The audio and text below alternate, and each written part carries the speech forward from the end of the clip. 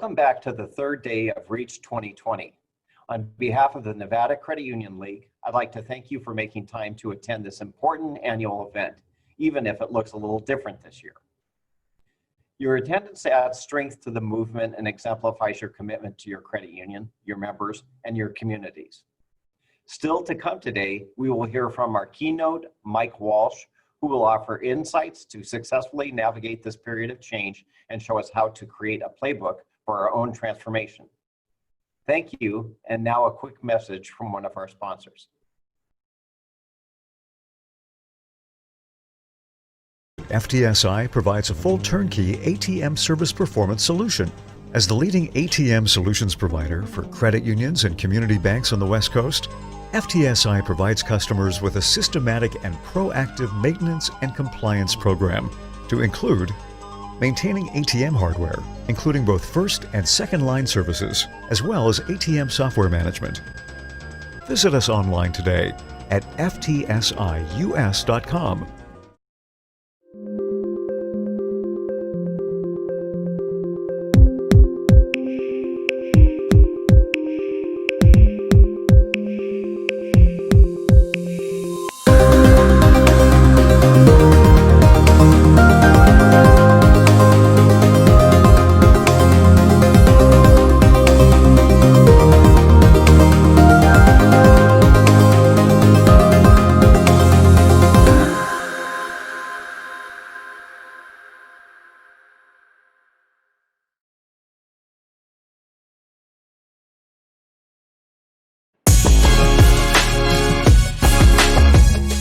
Welcome back, my credit union comrades. How amazing is Jenny Fleiss? I mean, seriously, it is so encouraging to see how she turned a really good crisis like the one in 2009 into a billion-dollar opportunity with Rent the Runway. Now we know why she's a disruptor. I mean, yesterday was fantastic. I love a good panel discussion, and that marketing panel discussion did not disappoint. I took a bunch of notes, and as I reviewed them this morning, I realized I need to rewatch the panel discussion to make sense of some of the stuff I wrote down. Good thing I can, it's on demand, all right. Okay, I keep checking the leaderboard all day long. Have you been checking it? Here's the deal. Whoever is at the top of the leaderboard at the end of today's event is going to get a surprise sent to them. Yeah, so today's the day. If you haven't engaged in the public chat, here is your chance. Do it! Typity away! Okay, we've all been hearing about the new normal and these unprecedented times we're living in. There are new rules, new opportunities, new ideas. Under the old normal conditions, our next speaker travels 300 days a year researching trends, collecting case studies, and presenting on the future of business and leadership. Yeah, he's a futurist and the CEO of a company called Tomorrow, where he helps some of the biggest brands in the world embrace digital transformation to future-proof their businesses. You might have seen him in the Harvard Business Review or Inc. magazine or the Wall Street Journal, or maybe you've listened to his fantastic podcast called Between Worlds. He's a global nomad and the author of the best-selling book called The Algorithmic Leader: How to Be Smart When Machines Are Smarter Than You. Now don't forget, you gotta ask your questions when they pop up, because this futurist is going to be here after his presentation to tackle your future-proofing queries. So, let's give a big, futuristic, virtual round of applause for the fantastic Mike Walsh. Yeah!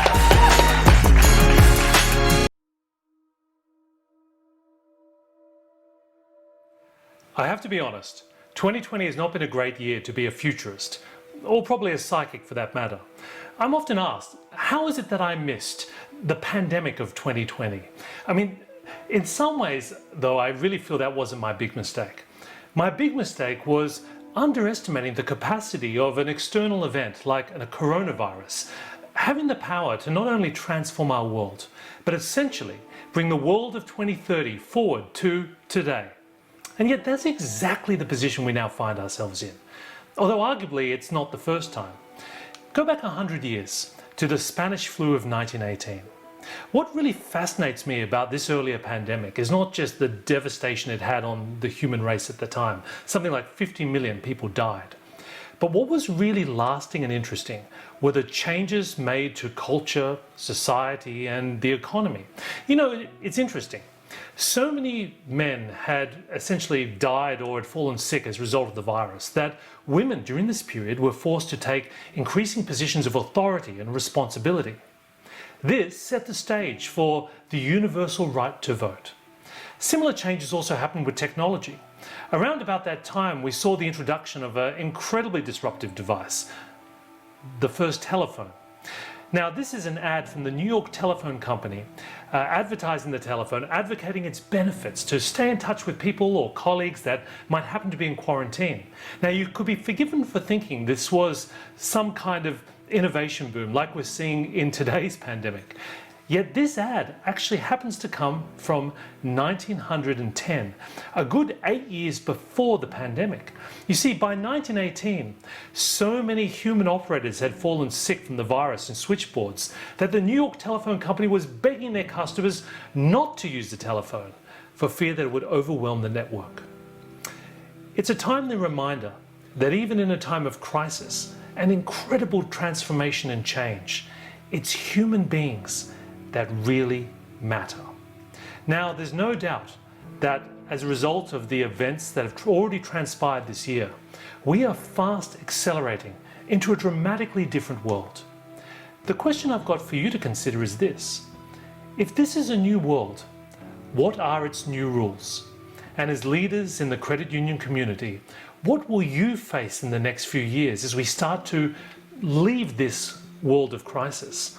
What are the changes that are going to be permanent? And what are the things that you're going to need to know to bring your organization into the 21st century? Well, I've got 3 rules that I want to share with you. And here's the first. There's no longer any such thing as digital disruption, just digital delivery. What does this mean? Well, let me explain. So digital disruption is a concept I think you are well familiar with, and you know all the cliches. You had Airbnb disrupting the travel and the hotel business. You had Uber disrupting the taxi and transportation business. It's funny, the way we used to talk about these disruptors was that there was almost something special about them, something in their culture. Okay, maybe something in their coconut water they served in their fancy startup offices. Anyway, we had this idea that only those kind of organizations had the permission to think differently, innovate on digital channels. Except when the 2020 pandemic arrived, we suddenly discovered that we all had to become disruptors. So if you hadn't figured out a way of serving your members on digital channels, using apps, or finding new ways for your employees to engage directly with the community on video or other digital means, well, then you probably were no longer in business. In other words, disruption no longer meant what it used to mean. When I say that digital disruption doesn't matter and just has become digital delivery, what I mean is that digital disruption has just become table stakes. It's the price of entry. It's what we've had to do to simply function. So where do we go from here? Well, the next big wave of innovation is not going to come from the things that we had planned to do by 2030. It's going to require radical new thinking about what it takes to reinvent the financial services experiences for your members in the future. And if you want to answer that question, well, the place I think we need to look is somewhere quite different. We need to look at our kids. Those of you who've got young kids are very lucky. And I always say this because I think, in a sense, you've got ringside seats to the future. You don't need me to tell you how disruptive the future is going to be. Just look at your living room. You'll see all the evidence you need. And when I say kids are extraordinary, what I mean is that they are growing up in a world that is, in a way, a world of miracles. Because of all the experiences that they have are essentially governed by algorithms and data. Your kids don't listen to music. They listen to Spotify. They don't watch television. They're on Netflix or YouTube. They don't even hang out with their friends in person anymore. They're probably on Instagram or TikTok. And as they start to grow up, their expectations of how the world should work is going to be similarly changed by this new age of algorithms.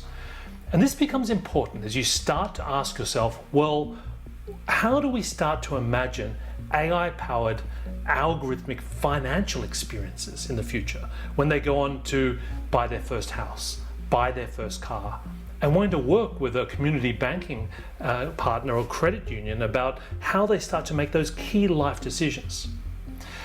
To be AI-powered means to be different inside. I mean, take Tesla. I mean, they've got extraordinary design, they've got great marketing. Arguably, their founder is a little bit too excitable on Twitter. But what makes Tesla really powerful, from my perspective, is their ability to design for the next generation. Now, what I mean by this is if you rip apart a Tesla Model 3, you'll find something really quite interesting inside. You'll find this circuit board, which is essentially the computation stack that car runs on. You see, a Tesla is not a car, it's a computer on 4 wheels. And when their competitors looked at this technology, they realized that Tesla was in fact 6 years ahead in terms of the way they were using machine learning and algorithms to create transportation experiences for their customers. The question you have to ask yourself is, in this new age, not how do we use technology or automation to cut costs or increase efficiency, what is now possible in an age of smart machines that wasn't possible before? There's 3 ways I want you to approach this question, and they are to think about interactions, interfaces, and identity. The first of these is interactions, and the question you have to ask is, how much can you learn from your interactions with your members? I say learn because even though in this new age of smart machines we're used to this idea of machine learning, it's actually organizational learning that counts. A great example for me comes from retail. We got very used in the pandemic to the idea of having everything home delivered, and I don't know if you've ever wondered about the complex machinery and infrastructure that makes that possible. In the last couple of years, Amazon, Ocado, Alibaba and JD.com in China have spent vast amounts of money upgrading their warehouses, their logistics and their supply chains. You could be forgiven for thinking that this was just an exercise in reducing costs and increasing delivery speed. But what if I told you that the real reason that e-tailers today are spending so much on delivery and logistics is because they're starting to try to, in a sense, not just deliver things quickly, but anticipate your needs before you even know you know that you need them. And this is the hallmark of learning. I used to think that in order for something to be shipped out to you at Amazon, there must have been this, I don't know, Indiana Jones warehouse somewhere with everything ever made by human beings, just waiting to go out. And I was shocked to discover that in many cases that's not in fact true at all. There are many warehouses across America, and in many cases the item that you order is not even in stock until a few days before you ordered it. Why? Well, an algorithm at Amazon predicted that you were likely to order that item. It also anticipated your location. So it preemptively sent it to a fulfillment center near where Amazon thought you were going to be. So in a sense, it actually entered the supply chain even before you knew you wanted it. Now, at what point does Amazon just start sending you packages before you've ordered them? I know, it sounds crazy, doesn't it? Well, they've got a patent on it. It's called anticipatory shipping. I call it freaky as hell shipping. Because can you imagine, you're going to be at home one day, working from home. Okay, you're shopping. And you see something you like and you're about to click buy, but you're distracted because outside your window you kind of hear this whirring sound, and you look out and you see the familiar black and yellow drone from Amazon descending from the sky, bringing you a package. And so you go out the door and you look inside and you immediately drop the package because there inside was the very thing you were looking at on your screen just moments ago. How did Amazon know what you wanted? Alexa. So you're going to be running around your house in paranoia, unplugging all your devices, thinking Amazon was spying on you. But Amazon didn't need to spy on you, because by simply learning from their interactions with you over time, not only can they give you what you want, they can anticipate what you need even before you know you want it. So that's the first big change that's coming in this new age of machines. But the second big change, I think, is also our interfaces. How do we start to reimagine the ways we interact and design interfaces, both digital and physical, for members? This is something where we're going to see incredible innovation in the next few years. I mean, take coffee. So when you go to Starbucks, you probably have noticed there's a lot of technology behind the scenes, the way they handle payments, the way they handle loyalty. But they're also starting a new project known as Deep Brew, where they're trying to use automation and artificial intelligence to start to take over some of the, the back operations of a coffee shop or the maintenance operations, which gives the human beings the ability to spend more time to focus on creating great experiences. So one of the things Deep Brew does is that it uses natural language to actually understand what a customer is saying. So can you imagine in the very near future, you'll be placing an order at Starbucks and you've got your long list of all the small modifications you like to make to your kind of venti double mochaccino lattes. As you're giving this order, the machine is listening to you. And by the time you finish speaking, it's actually already finished preparing your order. Now, this may sound like science fiction, but actually natural language processing is already becoming a big area of investment and research, particularly in financial services. In fact, one of the world's leading developers of this is an insurance company in China known as Ping An Insurance. They used this technology during the coronavirus crisis to actually automatically call their customers in different regions to ask how they were feeling, whether they had any temperature, and this was actually able to uncover COVID-19 cases completely missed by traditional testing. What this is going to start to do, I think, is start us to allow us to design experiences that are more seamless, where you don't even pay attention to the underlying transaction. What do all these brands behind me have in common? Uber, Spotify, Netflix? Well, you have no idea really what you're spending on these each month. I mean, how much did you spend on your last Uber ride? On average, what do you spend to listen to music, if you kind of average it per song, or per film or TV show in the case of Netflix? It's a ridiculous question, right?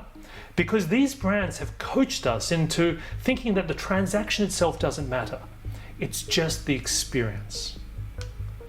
When you start to think about the future of financial services, you really have to look at where AI and algorithms intersect with these new hyper-personalized experiences. Ant Financial, which is the financial services group that was born out of Alibaba, really prides itself on becoming a supermarket for financial services. Because what they've done is they've taken their vast amounts of data they have on human behavior, and they use it to recommend and personalize exactly what people need to service their needs at the time. The third area of innovation I think we're going to see when we start to think about what AI-powered community organizations look like is identity. And the question we're going to have to ask ourselves is, what role are we going to play in using data and algorithms to shape people's behavior? This is already starting. I don't know, how many of you are wearing an Apple Watch right now? And those of you that are probably, even as I've been speaking today, have been tapped on the wrist and been told to, drink more water, stand up, breathe. That's a good one. Thank you, Apple. This is an early form of behavioral modification. So the algorithms behind this technology have a kind of a vision of what a healthy lifestyle looks like, and they're nudging you to modify your behavior in small ways. These devices are going to get more sophisticated with time, and so are the applications. And you will also have opportunities to participate in your members' lives and to help them, reach their savings goals, to make smarter decisions when it comes to purchasing, to start to plan for the future in ways where you can make small interventions. It's already happening in insurance. So in the United States, John Hancock recently announced that they were going to only be selling interactive life insurance policies. And what they meant by this is that they wanted you to download an app on your phone known as Vitality. And this app basically started to track how much exercise you were doing. Now, this can be a bit frightening for people, but the positive to me around this is that it starts to give people an incentive to lead healthier life and make smarter decisions, which of course also has the benefit of bringing down your premiums. But when you start to look more deeply at these questions, you realize that it's a philosophical question about where data and technology and applications intersect with lifestyle, behavior, and identity. Who are you really? Are you the music you listen to, the books you read, the people you find attractive, how much exercise you do, where you go on holidays, who you vote for? I mean, you realize that even today, there are companies and brands that have vast amounts of information, not only on the decisions you've made in the past, but the decisions you're likely to make today. And potentially they have the power to nudge you to make slightly different choices. As they say, with great power, or in this case, great data, comes great responsibility. And this becomes very important as we start to think about the role that credit unions are going to play in this new future. You see, the pandemic has accelerated the digital reinvention of the world. But now is the time for us to make bold decisions to transform our organizations for the kind of world we want to live in. As future-focused credit union leaders, I believe that we need to explore how AI could change interactions, interfaces, and identity, not just for your members, but for all your partner relationships in your community ecosystem. I want to give you a next action to think about as well. So consider this one. Constantly challenge your assumptions about the future. I have to say, as a futurist, one of the best pieces of advice I can give you is don't listen to me. Spend more time listening to the youngest members of your team, the newest members of your organization. I think especially in a time when people are working remotely, they would really welcome the opportunity to share their ideas with you and help you reframe the opportunities ahead. I also want to give you a mind grenade, and if you remember the talk I gave back in 2016, you might be used to this idea. So these are like challenge questions for you to think about. What is a digital member behavior that you thought might take another 5 years that's in fact been accelerated by the current crisis? Okay, rule number 2. There is no such thing as remote work, just work. When the crisis first hit, it created an interesting dilemma for many of us. People talk about working from home, but this could easily, I think, for many of us, been working from hell, because we weren't set up from this idea of basically turning our homes into offices. And I don't mean the technology. The technology was easy.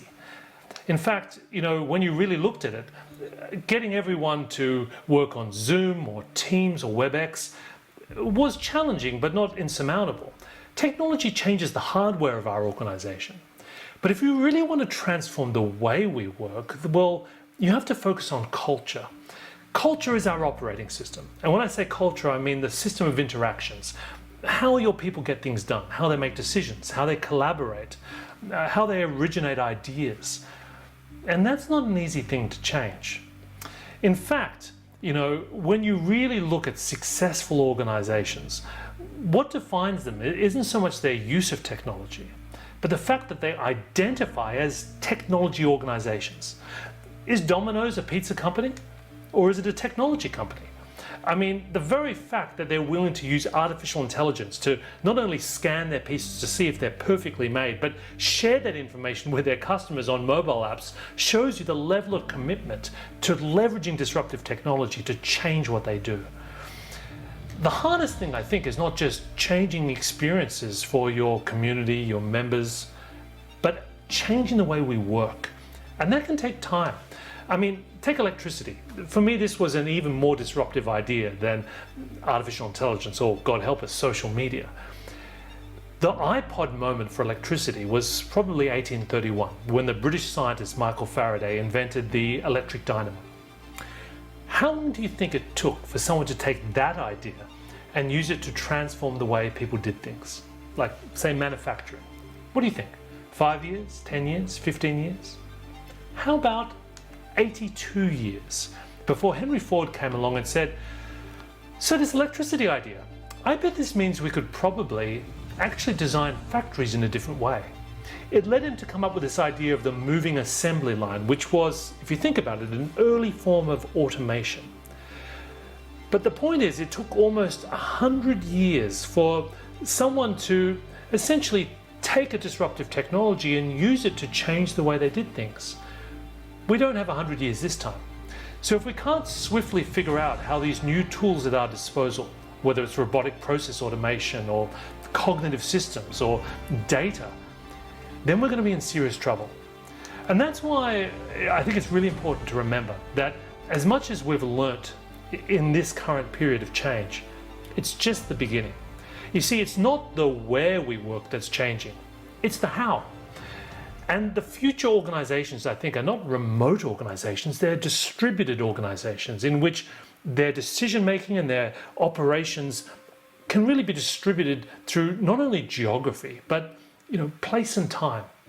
And there are 5 values that I think define these future organizations. And they are mobility, autonomy, memory, objectivity, and velocity. So let's talk about each 5 of those values.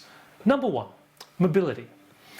Is the value of what you do based on where it gets done? Now, this might seem like an odd question, but as we start to go back to work, it's going to be very interesting to see how much of the changes that came from embracing remote work and meetings on Zoom or other technologies, and how many things just kind of revert to the way things were. See, I actually hate the phrase remote work, because remote work, it almost suggests that somewhere, someplace is a real office where the real work gets done. And I think if there's one lesson we take away from this crisis, is that we need to design an organizational system where it doesn't matter where you are. You can be in an office, you can be at home, you could be overseas or a different time zone. But we've designed not only technology and collaboration platforms, but a kind of a cultural system that means that we have a distributed, decentralized way of sharing information and making key decisions. The second thing that I think is important from a values perspective is autonomy. People often talk about decentralized teams, but these just don't work unless they're given the delegated authority to really make decisions themselves. Are your teams always having to go back to someone to ask permission? And one of the things I think we've learned in this crisis is that there is simply no time in the middle of a pandemic or any other kind of catastrophe to constantly have to centralize decision making. You have to trust people to be able to come up with the right solutions.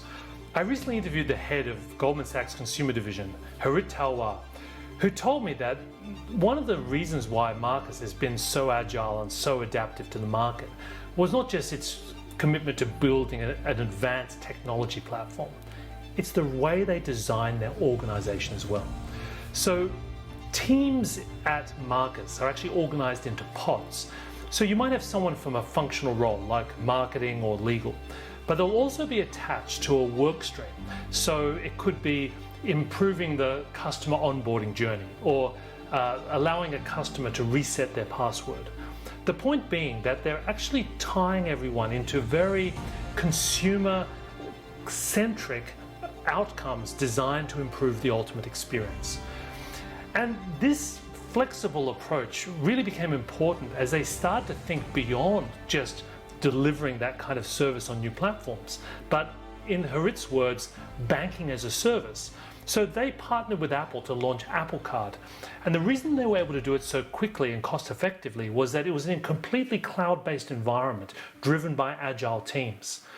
So as you start to think more broadly about your growth, not just in the way you serve your members, but thinking deeply about your organization and technology as well, it's important to remember the importance of creating autonomous teams. The third value to keep in mind is memory. Are your decisions documented for other people to review? Now, this became a key value during the current crisis. I spent a lot of time interviewing and looking at organizations that didn't just convert to remote work, but had actually always embraced it from the beginning. In fact, had never had an office. One such example was Zapier, which is run by Wade Foster. When I spoke to Wade, he told me that one of the most important innovations they developed when they didn't have an office was something called Async. It was a tool in which they documented all their key decisions and the assumptions under which they were made. And this meant that when new people joined the organization, they were able to quickly get up to speed on the culture and the way that people approached problem solving. It also allowed them to look at the underlying assumptions so that even though you were new to the organization, you could challenge ideas based on the fact that situations had changed. The next value that I think defines these 21st century organizations is objectivity. Do you let data challenge what you say, or do opinions tend to hold the day? One of the things I really admire about Amazon and why I think they've been so successful is not their big investments in infrastructure or cloud services. It's the way they approach the values around leadership and how they make decisions. One of the things that Jeff Bezos did, which I think is extraordinary, is that he banned PowerPoint. Now, what do you think about that? I don't know about you. I feel like I've lost weeks, maybe years of my life in endless PowerPoint presentations that seem to go nowhere. Jeff Bezos hates PowerPoint because he feels that it's too easy to hide the fact that you don't have a clear decision in there that needs to get made. So instead, if you want to get a decision made at Amazon, you better make sure you've got a maximum 6-page memo ready to bring to the meeting that's highly structured. It's kind of like an academic thesis and has a stack of data to support it. People spend the first 20 minutes of every meeting in silence reading through these memos.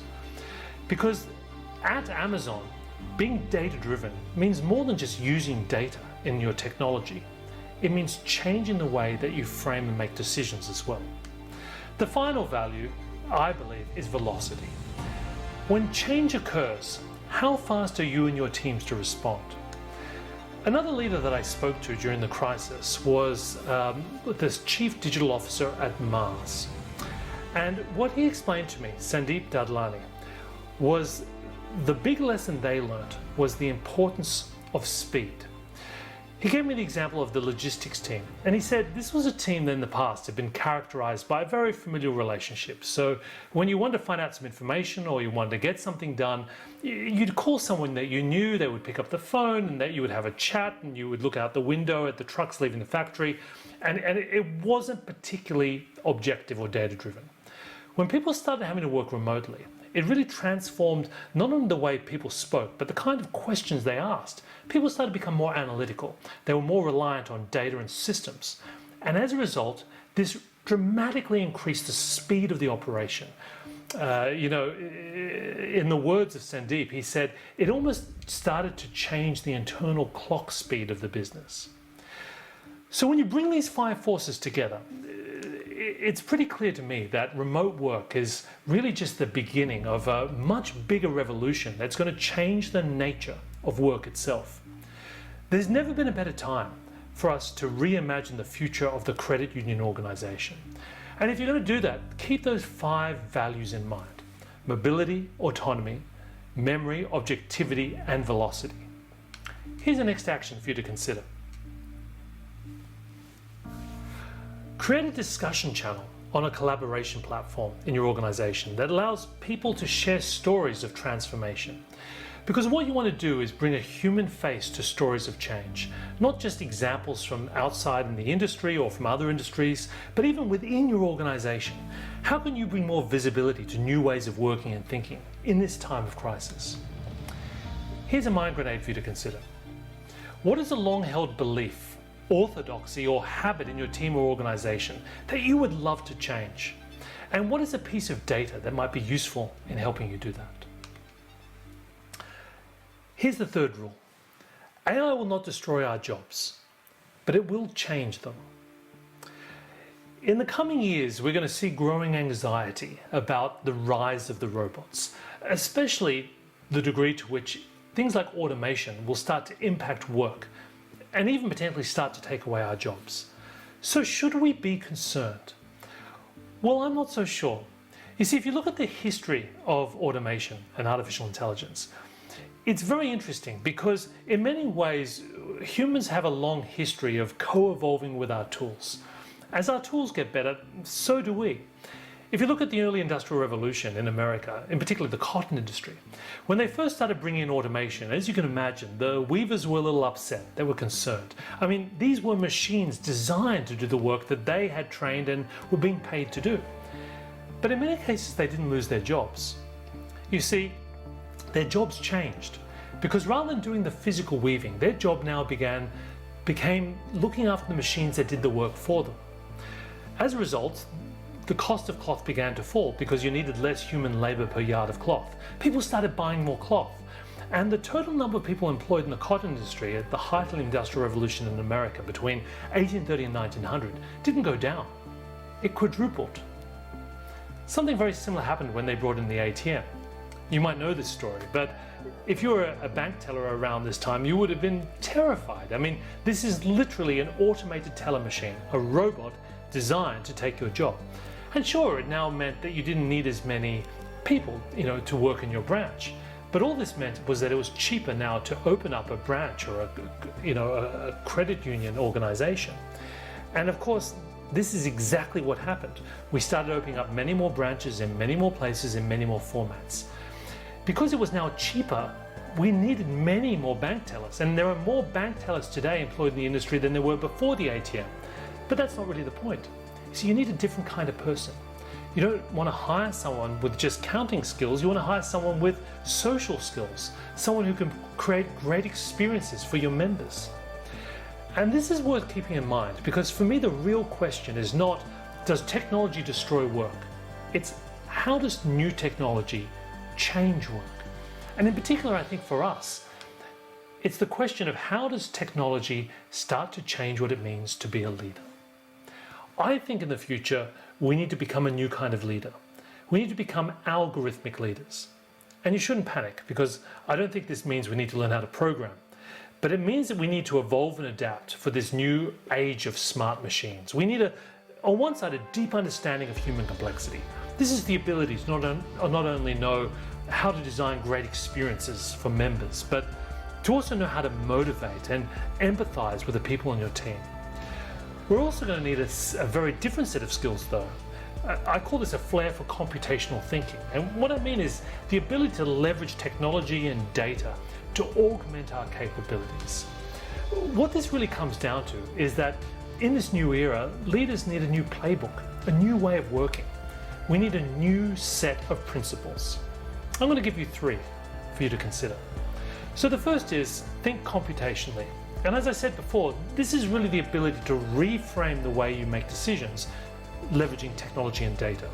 I'll give an example. The gentleman behind me is a gentleman known as Andy Harries. He's one of the world's most successful TV producers. He told me the story about one of the TV shows he makes, which I'm sure you've seen, called The Crown, and how it almost didn't get made. He'd taken the show to all the big US TV networks who kind of looked at it and thought, British period drama, sounds expensive. And they passed on it. So he took it to Netflix. And back then Netflix isn't the giant they are today. So he was a little concerned. He had no idea what was going to happen. He walks into the meeting. There's the CEO of the company, Reed Hastings. There's the head of content, Ted Sarandos. He's about to do his pitch when suddenly Reed stands up and goes, Andy, there's no need. We love the show. In fact, we'll probably do a whole season, maybe 2. Andy was like, I don't understand. You don't want to hear the pitch? You don't want to make a pilot? Reed said there's no need. Our algorithms have analyzed the proposal. We know it's going to be a big success. In fact, we can even tell you who you should probably cast based on who's going to resonate with our audience. And when your script writers sit down to chart out the series, we'd love to give them a few pointers from our data team, who've got some ideas about how people are going to watch this thing when they binge watch the whole season. Andy told me in that moment he was astonished because he realized this was going to be Netflix's real superpower. It wasn't that they'd figured out the technology to put TV on a streaming platform. It's that they'd figured out how to take the data from the streaming platform and use it to reinvent the way they made decisions around television. The second principle to keep in mind is that your real job in the future, I think, as a leader, is not to work. It's to design work. This is Mary O'Carroll. She's the head of Google's legal operations team. When I spoke to her, she was at pains to explain to me that this was not the same as Google's legal team. Google has thousands of lawyers around the world, God help us all. But they have hundreds of people that work on the legal operations team. You see, that team's sole purpose is to leverage technology and data to improve the efficiency by which people use legal services at the organization. So in a way, her job is not to work. It's her job to design the work. And that's a lesson for us all. Next time you go to work, I want you to think, is the job you're doing something that actually needs to be done? Can it be better done by technology? Can you leverage automation? In fact, what can you do to not work, but actually to destroy your job? And I know that sounds crazy, but the real way we add value in a time of smarter machines is to think at a meta level about how we leverage technology to be more efficient with time. The third principle I want to share with you is in many ways the most important. If the answer is X, ask why. What I mean by this is that we're becoming increasingly reliant on systems, whether it's in credit scoring or granting a member a home loan or a car loan, it becomes more important than ever that we are across the complete ethical dimensions around how those systems work, the potential for bias and discrimination, the data itself, what was being used to train that automated system. Because you never want to be in a position like this guy behind me finds himself in all the time, which is underestimating the implications of his decisions, his inability to really put his users, his customers, his own members, their best interests at heart.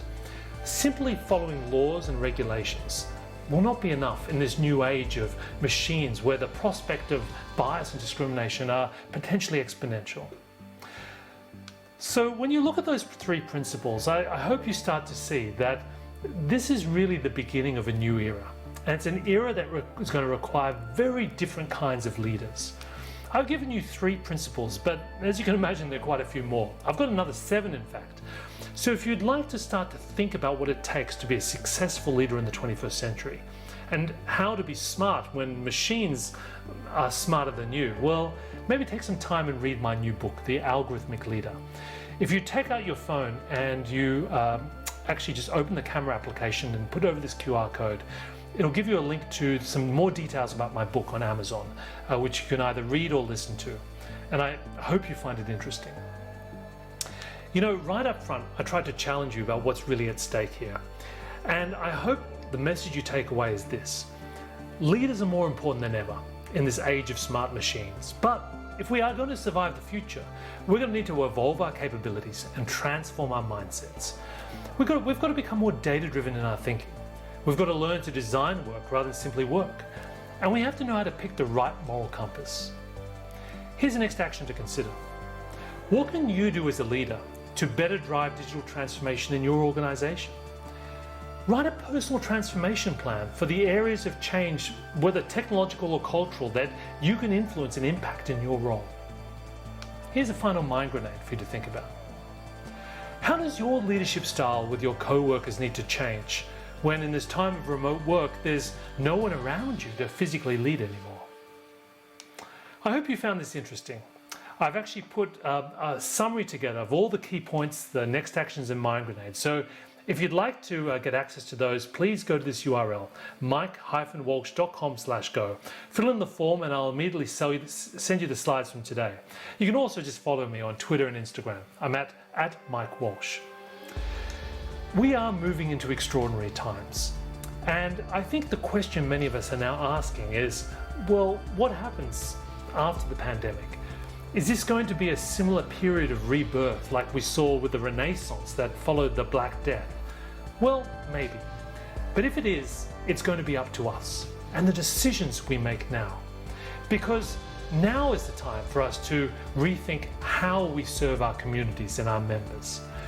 Now is the time for us to redesign how and where we work. And now is the time for us to reimagine our role as leaders. Because now, more than ever, is truly a time for transformation.